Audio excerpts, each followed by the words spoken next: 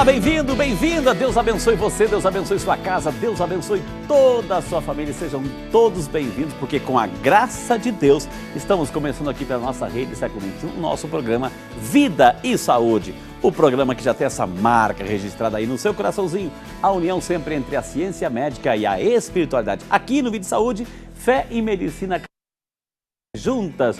Já se encontra nos estúdios do Vida e Saúde o Dr. Rodrigo Angerami, médico infectologista, diretor do Departamento de Infectologia da Sociedade de Medicina e Cirurgia de Campinas e também do Departamento de Saúde da Prefeitura e professor no HC da Unicamp. Aceitou nosso convite hoje para falar tudo o que a gente precisa saber, esses alertas, prevenção.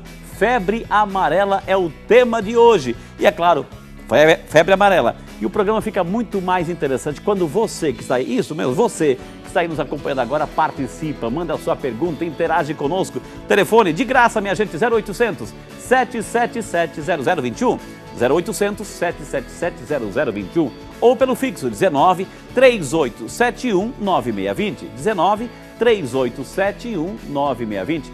Ah, tá na frente do computador, quer mandar um e-mail? É fácil, vidasaude@rs21.com.br. Participe, ligue para o seu vizinho, ligue para a sua vizinha. O programa hoje é sobre febre amarela, vacinação, tudo que a gente precisa saber.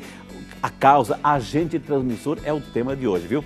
A nossa superprodução, é claro, preparou a matéria. Nós queremos convidar você a assistir conosco, até mesmo para darmos início ao nosso bate-papo com o Dr. Rodrigo sobre o tema de hoje. Sejam todos bem-vindos e vamos à matéria. A febre amarela é uma doença infecciosa febril aguda causada por um vírus que pode levar à morte em cerca de uma semana se não for tratada rapidamente. A transmissão, de forma geral, é feita através da picada de mosquitos transmissores infectados. Não existe a possibilidade da transmissão da doença ser de pessoa para pessoa. Os principais sintomas da febre amarela são febre, calafrio, dor de cabeça, dor nas costas, dores no corpo em geral, náuseas e vômitos, fadiga e fraqueza. Em casos mais graves, a pessoa pode desenvolver febre alta, coloração amarelada da pele e do branco dos olhos, hemorragia e eventualmente choque e insuficiência de múltiplos órgãos. O tratamento é apenas sintomático e requer cuidados na assistência ao paciente, que sob hospitalização deve permanecer em repouso com a reposição de líquidos e das perdas sanguíneas quando indicado. Nas formas graves, o paciente deve ser atendido numa unidade de terapia intensiva. Se o paciente não receber assistência médica, ele pode chegar ao óbito.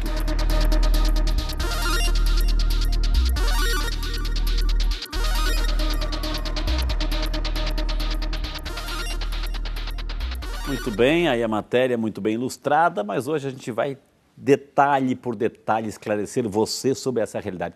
Por isso nós convidamos hoje o Dr. Rodrigo Angerami, médico infectologista. Se tem alguém nesse planeta, gente, que entende do assunto, está aqui hoje, hein? Então vamos acolher com muito carinho, Dr. Rodrigo, seja muito bem-vindo. Que honra recebê-lo mais uma vez. Você já tem carteirinha aqui no Vida de Saúde, doutor. O prazer é todo meu, Frei. Prazer meu estar aqui com vocês, com os telespectadores e poder ter esse canal de comunicação extremamente importante. Eu tenho certeza que, como eu sempre digo, e não é clichê não, as pessoas aumentam o volume do televisor para não perder as explicações aqui no Vida de Saúde. Então, até ligando para o vizinho, para a vizinha, olha, o tema importante hoje, febre amarela, assista, vale a pena. Doutor, febre amarela, né? Vamos começar pela base, né? No Brasil, isso está aumentando, como é que é? A gente vê todo canto falar disso, no campo, na cidade, como é que é, doutor? Bom, o Brasil é um dos países que compõe a lista de países onde a doença é endêmica, ou seja, nós temos casos todos os anos. O número de casos, via de regra, é muito menor do que se observa agora, no ano de 2017. Porque está um controle mais forte, mais apurado ou não? Na realidade, nós tínhamos... Ou ainda não começou? Nós tínhamos uma doença muito restrita a áreas de mata, área silvestre. Então, acho que é importante que a gente mencione que febre amarela tem dois ciclos de transmissão. Um ciclo silvestre, aqueles que ocorrem nas florestas, nas matas, e o ciclo urbano. Importante mencionar que o que nós vemos hoje, ou seja, esse grande número de casos está restrito ao ciclo silvestre. Ou seja, muito embora o número de casos seja muito grande, eles não vêm ocorrendo nas áreas urbanas. Bom, Nos anos anteriores, a gente sempre observa, né, as séries históricas, a ocorrência de casos de febre amarela. O que nos diferencia o ano de 2017 em relação aos anos anteriores? Alguns pontos. Primeiro, o número de casos. O número de casos esse ano é superior a qualquer outro surto ou qualquer outro ano já observado desde quando se começou a contar casos de febre amarela. Você está ouvindo? É superior, o número de casos é superior, a coisa está se elevando. Presta atenção. Em tempos modernos, nunca se viu um número de casos tão grande, né? Notadamente desde a eliminação da doença urbana, né? Na época do Oswaldo Cruz, esse é o primeiro surto dessas proporções. Então esse é o primeiro ponto importante. Segundo ponto importante, além do número de casos, é a extensão das áreas de transmissão. Então, muito embora a transmissão venha ocorrendo em áreas silvestres, nesse momento o que nós vemos é a ocorrência em áreas silvestres de grandes áreas metropolitanas, inclusive. A região de Campinas, região da Grande Vitória, região próxima ali do Rio de Janeiro, ou seja, então a transmissão passa a ocorrer muito próximo das cidades. Esse é um outro evento extremamente importante. Doutor Rodrigo, é porque, ou seja, a gente está vendo que isso está invadindo as áreas urbanas, as grandes cidades. É porque o mosquito está migrando para as áreas urbanas ou porque as pessoas, né, estão indo nas matas ou das matas estão indo para a cidade? Como é que é essa migração aí, doutor? Então, novamente, é importante que se mencione que a transmissão urbana ainda não ocorre, ou seja, ela não ocorre desde 1942. Okay. O grande temor é que possa vir a se urbanizar novamente. Entendi. Então, muito embora esteja próxima, a transmissão ainda é silvestre. E o que poderia estar explicando esse evento dessas proporções, com essa distribuição? Muito provavelmente não é unicausal, ou seja, talvez a gente tenha uma associação de diversos fatores. Um dos fatores, certamente, é o fato de que as pessoas estão mais próximas das matas, ou seja por questões de lazer, hábitos de lazer, ou uma coisa que é extremamente preocupante, é a própria expansão dos centros urbanos para áreas muito próximas das matas, ou seja, com a expansão das áreas urbanas, os limites se tornam muito tênues. Exato. Né? Essa seria ali uma explicação importante. Mas nós temos que considerar também a questão do vetor, ou seja, o deslocamento dos vetores silvestres para áreas contíguas às áreas mais densamente povoadas, ou seja, são dois os vetores que transmitem a doença na área silvestre, um chamado hemagogos e um chamado sabetes. Eles são exclusivamente de áreas silvestres, mas na medida que nós nos aproximamos, as cidades se aproximam, esses vetores acabam se tornando muito próximos. E um terceiro elemento por favor. É o fato de que na área silvestre há um papel extremamente importante dos primatas, dos macacos. E os macacos se deslocam. Então, na medida que hajam mudanças ecológicas, ambientais em dadas áreas, queimadas, desmatamento, a própria ocupação, você teria ali uma possibilidade de deslocamento dos primatas de uma área onde o vírus já circulava para novas áreas onde até então o vírus não existia. Doutor, é importante, o senhor citou a palavra vetores, né? Bom, vamos entender, quando o senhor fala vetores, a gente tem que entender o quê? O agente transmissor?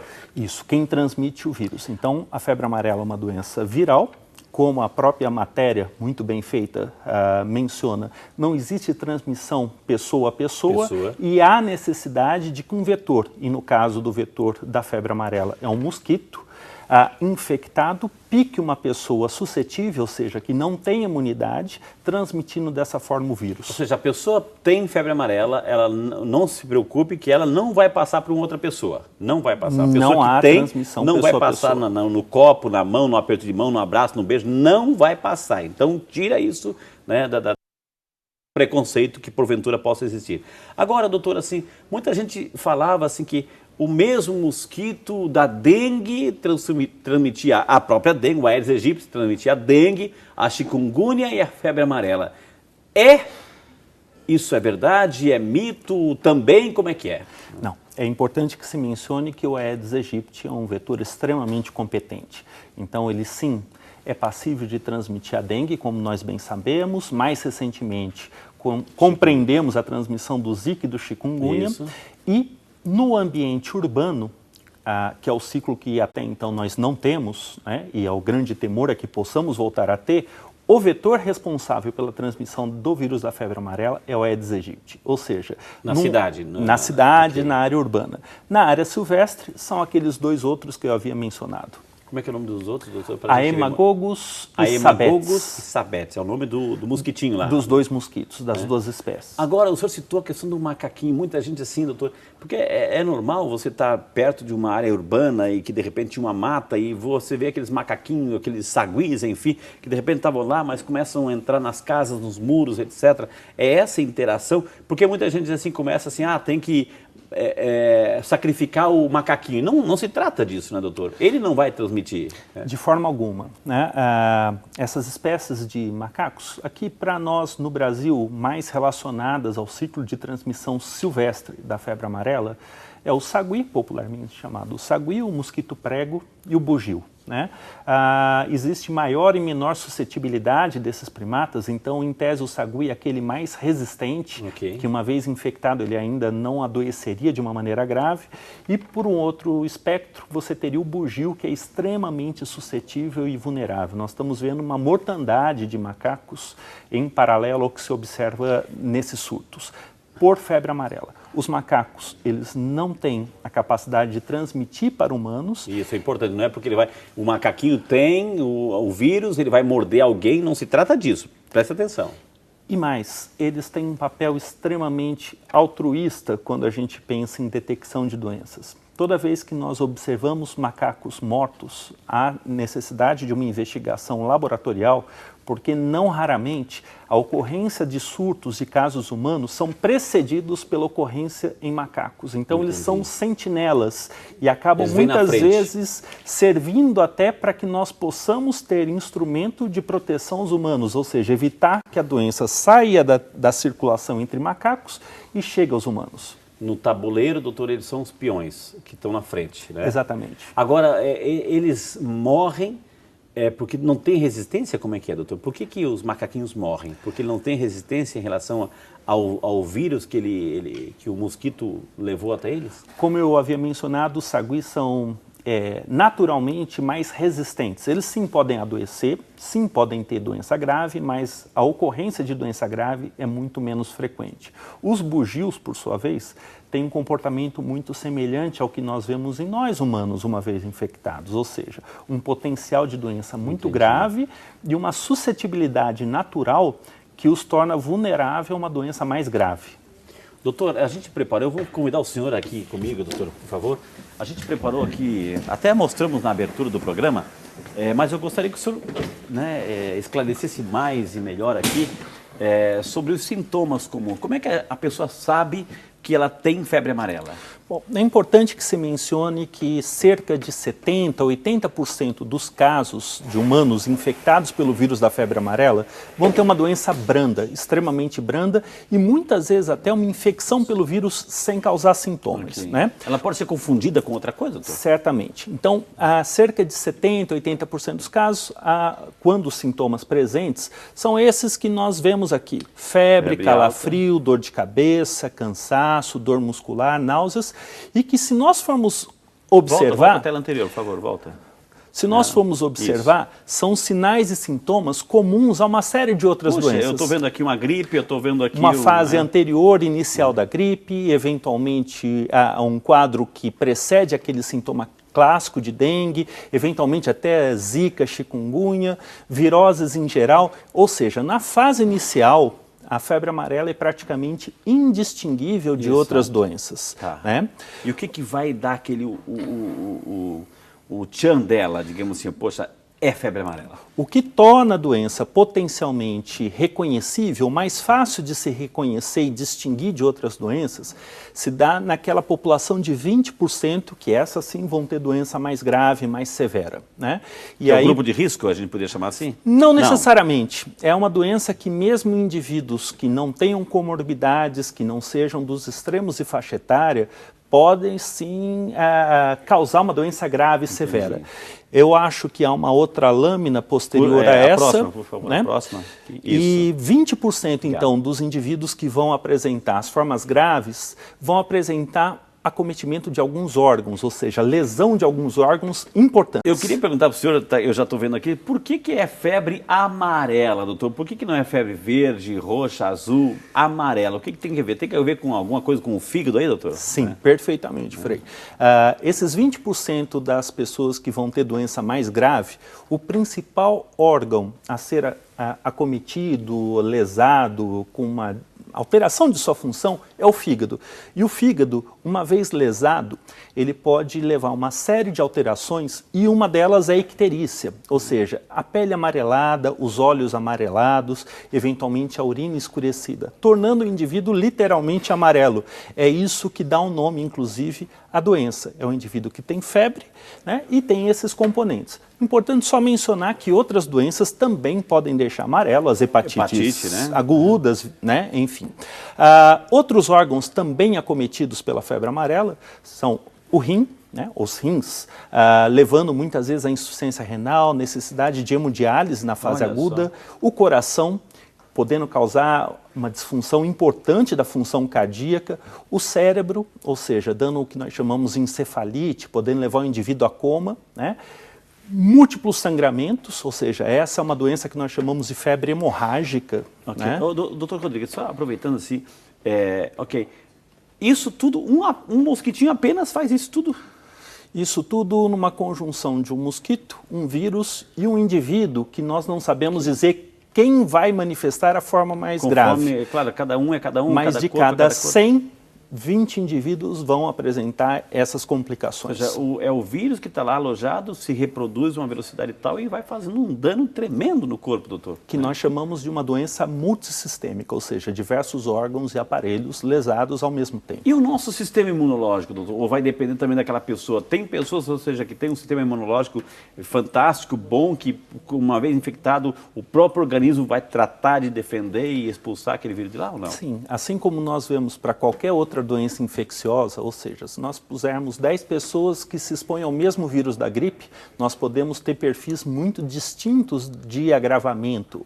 Pessoas com quadro muito brando, pessoas inclusive que podem evoluir a óbito por gripe. Então, certamente, há o que nós chamamos de relação parasita hospedeiro, no caso vírus hospedeiro, e eventualmente indivíduos mais suscetíveis, com uma resposta imunológica menos vigorosa e, eventualmente, podem apresentar complicações como essa. Ô, doutor Rodrigo, a gente sabe que nós, como diz a canção, nós moramos num país tropical, abençoado por Deus, enfim. Eu estou pensando naquelas pessoas que moram nos campos, moram perto das matas, enfim, que convivem, de repente, no verão, enfim, em qualquer outra estação, com aquela quantidade, com aquela invasão de mosquitos. Como se proteger disso, doutor? Bom, especificamente no caso da febre amarela... Ou eles já estão imunes a essa situação? Muito provavelmente, né, eles vão se expor ao longo da vida, mas o que nós queremos é evitar apostar que eles vão estar no grupo dos 80% que vão ter doença branda. Então, nosso objetivo é que 100% das pessoas não apresentem sintomas. E, diferentemente de outras doenças como dengue, zika, chikungunya, malária, no caso da febre amarela nós temos uma vacina e essa vacina é amplamente ofertada no SUS, inclusive, para toda a população que reside ou que se desloque para as áreas de transmissão. Então, ainda que seja uma doença que possa ocorrer ao longo da vida e eventualmente ocorrer de uma maneira branda, nós queremos que 100% das pessoas não adoeçam. E para isso, a atenção em relação à vacinação. Bom, doutor, eu quero convidar o senhor para sentar, vamos sentar. O papo está muito bom, ele já citou um assunto vacina, né? Vacina. Eu sei que isso aqui a gente vai poder falar muito, Doutor, o senhor citou mas existe situação, doutor, em que a pessoa tem essa febre, assim como também tem o resfriado que começa, tem o seu ciclo, enfim. Quanto tempo depois, doutor, que a pessoa foi picada que começa a se manifestar? Bom, existem alguns períodos que são chaves para a gente identificar um caso e estabelecer a sua evolução. A primeira questão é o período de incubação. O período de incubação é o período entre a picada do mosquito e o início dos sintomas. Nesse período, o vírus vai estar se replicando e ainda não vai causar sinais e sintomas. Esse período de incubação, ele é variável e pode durar de 3 a 6, 7 dias. Então, consideramos aí um período de incubação máximo de 1 semana, né? Entendi. Uma vez que a pessoa tenha sido infectada, ela ainda vai manter o vírus, né, na sua circulação, de forma que, eventualmente, inclusive, ela pode ser fonte de infecção para um mosquito ao ser picada, e esse vírus pode circular por até 5 ou 6 dias. Ela está contaminada, vem um mosquitinho que não tem nada a ver, que está sadio, o mosquitinho vai lá e pica a pessoa e já leva junto o vírus. Aí vai passar para outro. Exatamente. Esse é o princípio, essa é a lógica na área urbana, Entendi. que envolve o Aedes aegypti. Se na área silvestre o principal elemento no ciclo são os mosquitos e os macacos, no ambiente urbano é o indivíduo que eventualmente se infecta na área silvestre, volta ou retorna para a área urbana, e nesse período que nós chamamos de viremia, ou seja, quando o vírus ainda está circulando, geralmente até 5, 6 dias depois do início dos sintomas, se picado por um Aedes, por exemplo, aquele indivíduo pode ser a fonte inicial de infecção para um Aedes e, eventualmente, introduzir uma transmissão urbana. Esse é o nosso grande temor. Muito bem. Doutor, eu vou pedir licença aqui. Eu comecei o programa e as mãos são tão secas, enfim, estão tão secas. Ela já até pegou o potezinho, né? Pegou o potezinho assim, né? Eu já chego no programa assim, eu já chego no quadro assim, eu já chego no quadro assim. Tudo bem, Patrícia? Bem-vinda, Patrícia, né? Aqui, já falando para você de casa, do nosso creme da família, que é o creme Risotex. Ela foi generosa hoje, colocou bastante. Cuida aqui do Frei, né? Ó, passei mesmo, ó, rápida absorção. Pra cuidar do Frei aqui, né? Rápida absorção, um toque aveludado, um cheirinho bom demais, ele vai ficar assim, gente, esse Frei tá folgado, né? Tá a noite inteira. Não, tem que cuidar mesmo, ainda mais Obrigado. O senhor aqui bem-vinda, que tá bem-vinda, né? Uma honra estar aqui. Tá acompanhando o programa? Nossa, esse assunto é ótimo. E sempre tem umas dúvidas, né? Exato, até questão né? simples de por que é amarela, ligada ao fígado. O senhor mandou né? super bem. E agora eu quero falar com você de casa sobre esse creme que é o creme da família, que é o creme Risotex. Gente, vocês viram aqui esse simples ato, né? De você pegar um pouquinho do creme Risotex, e basta só um pouquinho mesmo, viu, gente? E passar nas suas mãos, por exemplo, ele serve para hidratar, mas também serve para clarear e tirar aquelas pintinhas que estão aqui que você não gosta. Se você não gosta, passa o creme Risotex, você vai ver o que acontece, minha amiga. Olha, e tem mais, o creme Risotex, ele vai cuidar do seu rosto, vai amenizar aquelas ruguinhas, as marcas de expressão, aquelas manchas provocadas pelo sol, as manchas senis, porque, Frei, quando nós mulheres encanamos com álcool, a gente pode estar super bem maquiada, mas se a gente encana que aquela ruguinha tá a mais, não há o que faça. Por isso que tem que passar creme Risotex, que isso vai ajudar e muito. Gente, a gente sabe que o orçamento hoje está muito menor também, né, Frei? Não dá para ter um creme para cada lugar do corpo, um pro rosto, outro pro corpo, um de dia, um de noite. Resolve tudo. Isso que é maravilha. Tá vendo a vantagem, gente? É vantagem. Né? Um custo-benefício maravilhoso que, além de cuidar de você, também aqui no colo, para ele sempre ficar bem hidratado. Se você está acordando, minha amiga, ele está vincado, tem que hidratar o seu pé nos calcanhares, nos cotovelos. E sem contar, Frei, que a gente vai lá no maridão também, no pós-barba dele, e fala, eu tenho um creme certo, porque os homens geralmente não gostam, pegar né? Da esposa, ele vai Na pegar verdade, da esposa, não gostam de nada melecado. É. E o creme Risotex é ideal, principalmente no pós-barba e para os nossos filhos, naquele cravo, naquela espinha que tanto incomoda. Então agora é com você de ligar para nossa central dessa família que está há mais de 20 anos no mercado e adquirir já o seu Risotex. 0800 940 1084. E é o seguinte, Frei, o pessoal de casa é que decide como quer pagar. Se quer pagar em 2, 3, 4, não é bom? Várias vezes, tem formas de pagamento, tem, né? Várias formas, o pessoal que escolhe, as parcelas são super pequenas mesmo. Você pode pagar no cartão de crédito ou no boleto bancário e quem adquirir o kit especial tem presente, Frei. Olha que notícia boa! E qual o presente? O presente tem que ligar lá para saber. Okay. Eu não posso, eu posso contar aqui nos bastidores. Surpresa, mas o pessoal tem que ligar. Mas tem que dizer o quê? Qual é a palavra-chave? Assiste Vida e Saúde. Tem que dizer que está assistindo Vida e Saúde aqui com o Frei Rinaldo. Sem dúvida, essa é a palavra-chave, esse é o momento certo. Ligue agora, up na sua autoestima, vamos sorrir a beça, porque tem presente para quem adquiriu o kit. 0800 940 1084 é o nosso creme Risotex, o creme da família, sem dúvida. Pega o potezinho, por favor. Eu pego, opa. Eu senti que o Dr. Rodrigo ficou meio com ciúme. Eu cuido de todos os convidados. Vamos lá passar nele, vamos lá passar um pouquinho na mãozinha dele aqui, ó. Doutor, com licença, o tema é muito bom e eu vou passar com licença.